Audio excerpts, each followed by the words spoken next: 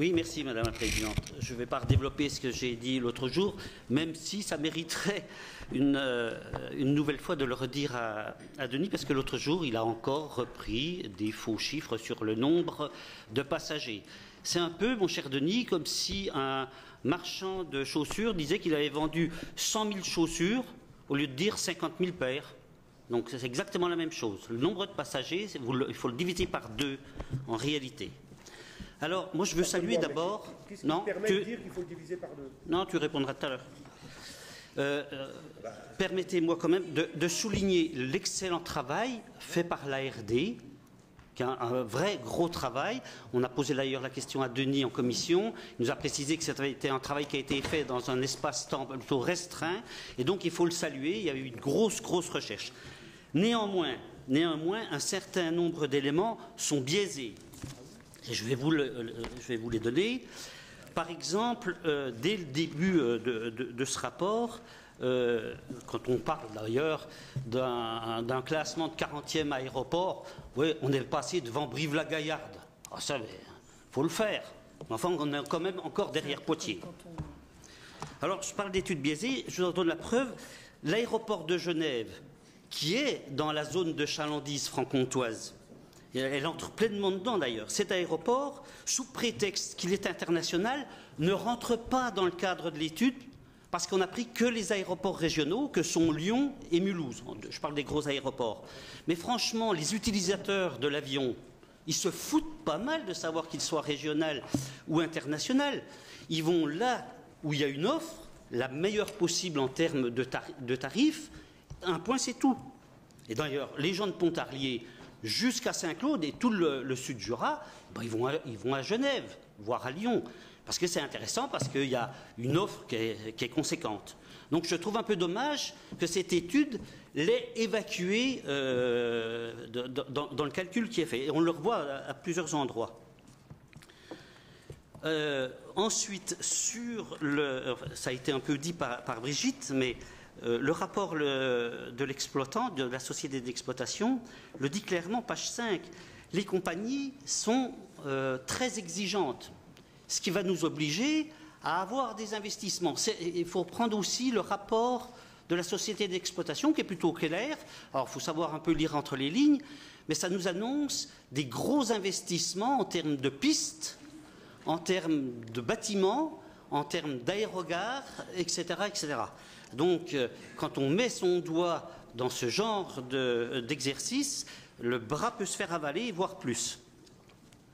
Et le rapport de l'ARD le dit, et c'est pour ça que je le trouve plutôt intéressant, ce modèle est jugé comme risqué par les professionnels. Les aéroports régionaux sont globalement dépendants et ne sont pas en mesure de s'imposer aux compagnies. Donc, soyons attentifs à cette partie-là. Sur les caractéristiques aéronautiques de l'aéroport, l'ARD omet de dire que l'aéroport est dans le périmètre d'un Seveso seuil haut avec l'usine de Tavaux, ce qui entraîne quand même un certain nombre de contraintes ou pourrait en entraîner, puisque les législations actuelles, les législations aéronautiques sont en complète mouvance pour toutes sortes de raisons, de dangers, etc., mais pas seulement. Alors j'en viens aux effets économiques, page 13. L'ARD nous dit que, sur d'ailleurs les chiffres donnés par la société qui exploite, 8 entreprises sont installées sur le site et ont généré 2,8 millions de chiffre d'affaires pour l'année 2013. Or, je suis allé reprendre chacun des chiffres d'affaires de ces sociétés. Hermana, c'est la plus grosse, un chiffre d'affaires d'1 246 000. Mais Joly Électronique, le chiffre d'affaires 2013, c'est 163 000 €.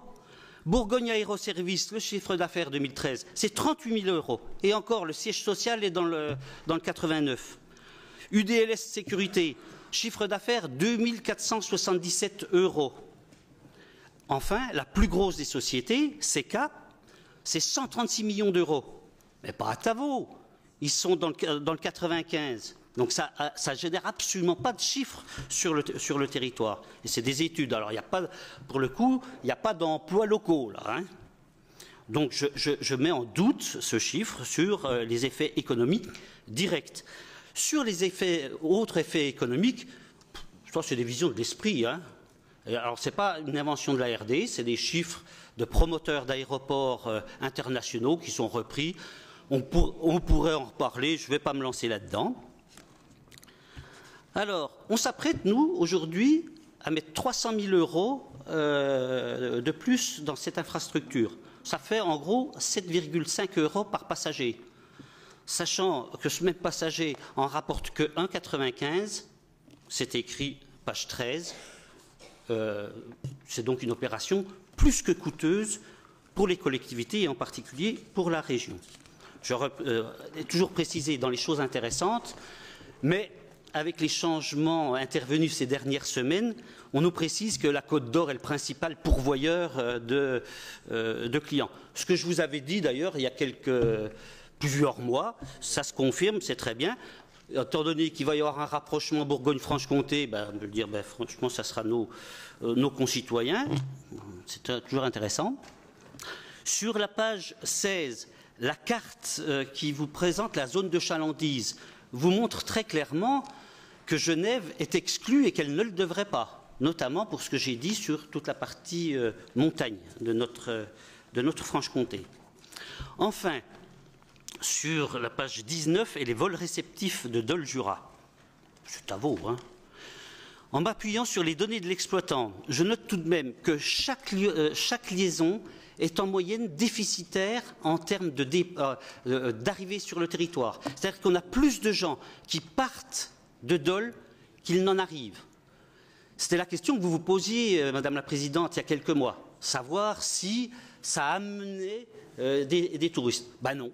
Ça n'en amène pas, au contraire, on a même des gens qui ne reviennent jamais.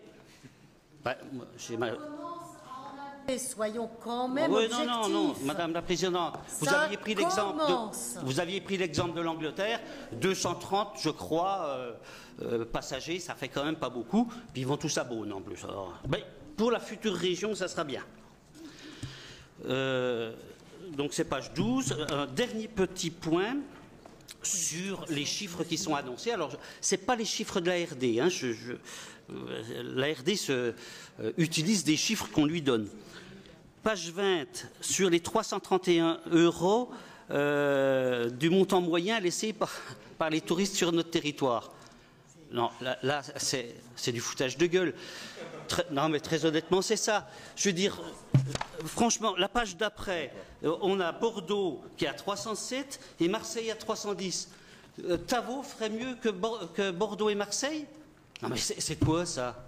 C'est quoi? On n'a jamais vu ça. C'est scandaleux d'affirmer des choses comme ça. Alors, sur renforcer page 21, renforcer la notoriété territoriale, je sais que c'est quelque chose qui est prégnant dans les collectivités menées par un certain nombre d'élus.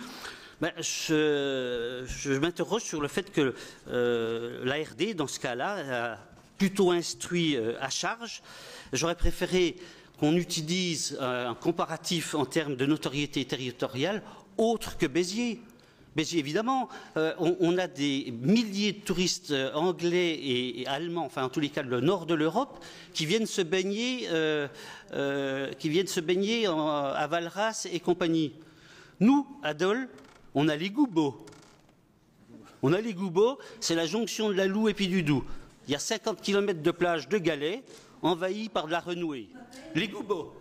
Les Goubeaux. Alors comment voulez-vous que les touristes laissent 331 € sur notre territoire dans ces conditions-là? Donc c'est ce que je vous demande de peser à cette heure-ci.